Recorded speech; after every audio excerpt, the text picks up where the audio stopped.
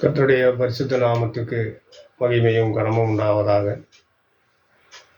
இந்த நாளிலே நாம் மறுபடியுமாக ஒரு வீடியோவில் உங்களை சந்திப்பதில் மிக்க மகிழ்ச்சி அடைகிறேன்.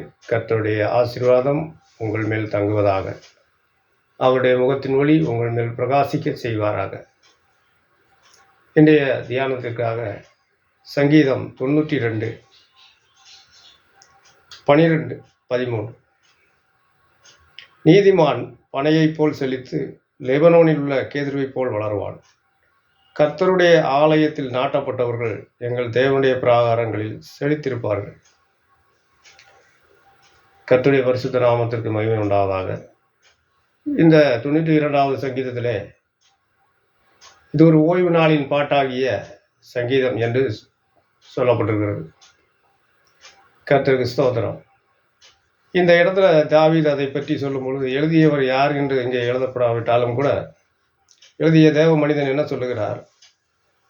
நீதிமான் பனையைப் போல் செழித்து லெபனோனில் உள்ள கேதுருவைப் போல் வளருவான். இந்த உலகத்தில் நிறைய மரங்கள் இருக்கின்றன. அருமையான தேவ ஜனமே, நிறைய மரங்கள் இருக்கிறது. இந்த உலகம் முழுவதுமே பல ஜாதியான வகை வகையான மரங்கள் இருக்கின்றன. இந்த மரங்கள் கர்த்தருக்கு ஸ்தோத்திரம், ஒவ்வொரு நாட்டிலையும் இருக்கிற மரங்கள் வச்சு பார்க்கும்போது எல்லா மரமுமே பயனுள்ளதாக இருந்தாலும், இங்கே குறிப்பிட்ட ஒரு மரத்தை குறித்து ஆண்டவர் ஆவியானவர் இங்கே எழுதி வைத்திருக்கிறார்.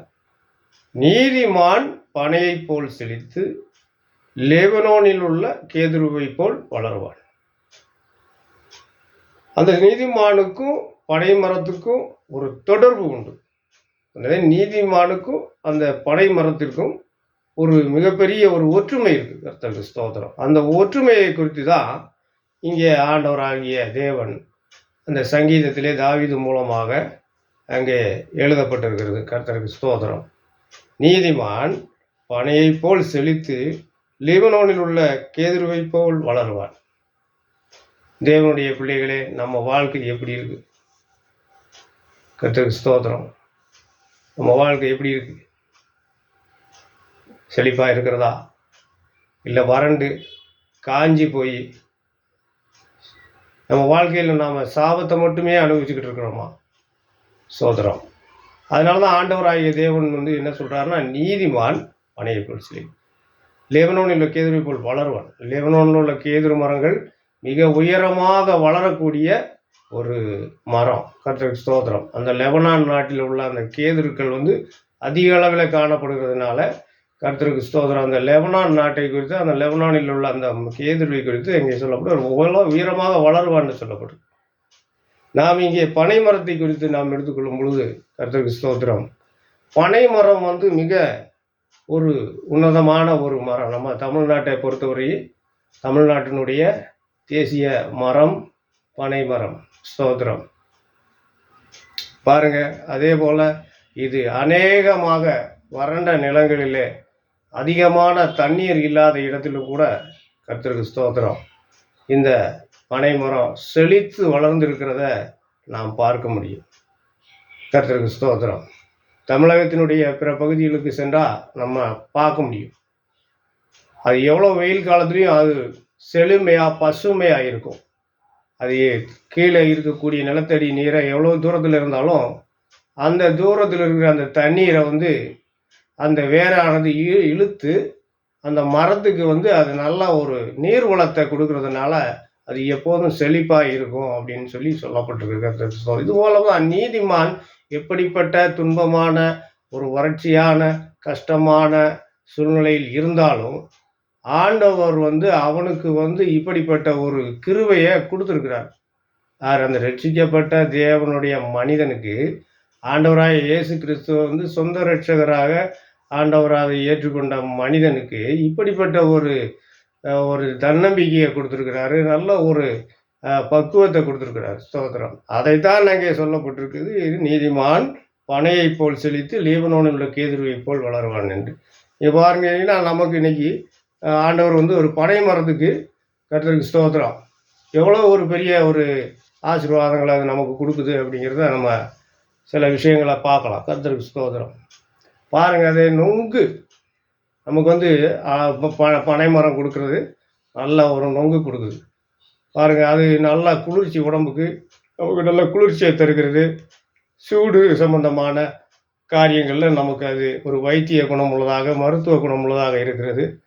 பாருங்கள். 2வது பதநீர் பாருங்கள். கர்த்தருக்கு ஸ்தோத்திரம். அதை வந்து மரத்துலேருந்து எடுத்துட்டோடனே அவங்க அதை சுண்ணாம்பு தடவுவாங்க. அப்படி சுண்ணாம்பை தடவுனா அது பதநீர். சுண்ணாம்பை தடவாமல் இருந்தால் அது கல். கர்த்தருக்கு ஸ்தோத்திரம். அது 4வது பாருங்கள், வெல்லம், பனை வெல்லம், ஸ்தோத்திரம், பனை கருப்பட்டி. 6வது பாருங்கள், பனை கற்கண்டு, பனை பாருங்கள், ஓலையில் செய்யப்பட்ட அந்த விசிறி. பாருங்கள், நல்ல ஒரு உடல் உஷ்ணத்தை நல்ல வெயில் காலத்தில் நமக்கு நல்ல விசிறி கொண்டிருப்போமானால் நல்ல குளிர்ந்த அனுபவம் அந்த பனை விசிறிக்கு, பனை ஓலையிலிருந்து தயாரிக்கப்பட்ட அந்த விசிறியிலிருந்து நமக்கு கிடைக்கும். ஸ்தோத்திரம். அது மட்டும் இல்லாமல் பாருங்கள், பனை ஓலை வீடுகள், பனை ஓலையால் வேயப்பட்ட அந்த வீடுகளில் நல்ல குளிர்ந்த தன்மை இருக்கும், நல்ல குளிர்ச்சியாக இருக்கும். உடல் நலத்துக்கு எந்த ஒரு தீங்கு ஏற்படாது. கர்த்தருக்கு ஸ்தோத்திரம். அதுபோல் பாருங்கள், பனை ஓலையிலேருந்து ஒரு பெட்டி பண்ணியிருப்பாங்க. பழைய காலங்களில் நம்ம வீடுகளில் பார்த்தீங்கன்னா பனை ஓலையில் ஒரு பெட்டி, சின்ன பெட்டி செஞ்சுருப்பாங்க.